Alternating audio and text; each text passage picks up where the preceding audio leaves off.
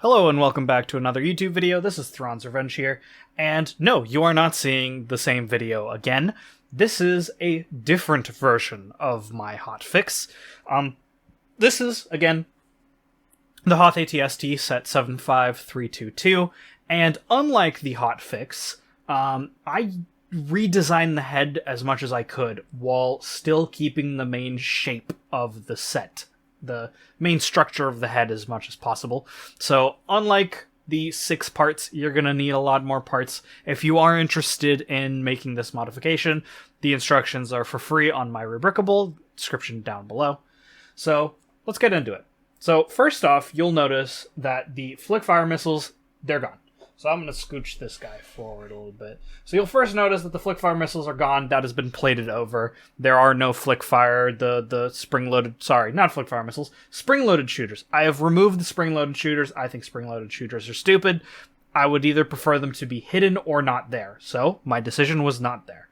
The other main difference you'll see is that the plating on the back is a little higher. It's a little bit more covering some of those gross colors, the blue, the tan. It's now mostly light and dark gray.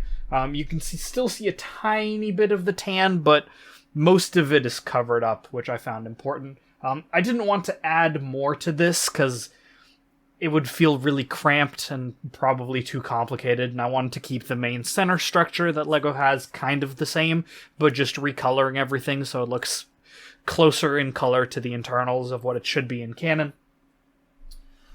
Next small thing I did, you can do this on yours if you want, is the connection here, this guy, I changed it to light bluish gray instead of black.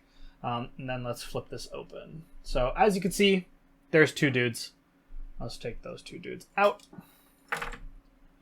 Look closer on the inside. And so you'll see, right, that all of the colors, all the blue, the red, the dark tan, all of that has kind of been replaced and mostly made into dark bluish gray and light bluish gray with a little bit of black.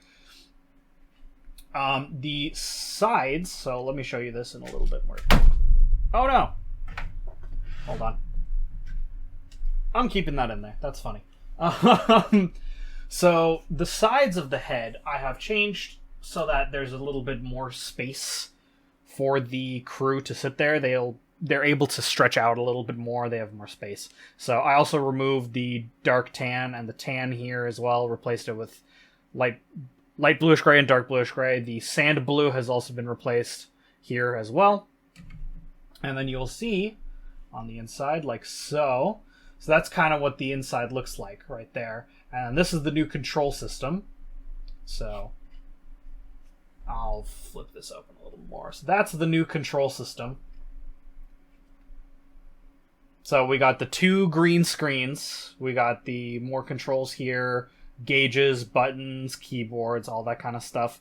And then the rest is just kind of smoothed out. I removed the gaps, so this wasn't here originally. There was just holes that would just go straight down. I have covered those up so that when you see on the side, right, it has this kind of side profile underneath where the actual angle of the side plate is.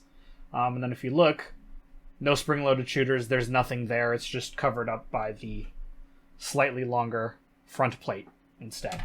And then for reference, so that's that keyboard, right? And then this is what it should look like. So I tried to keep it as similar as it is to that image.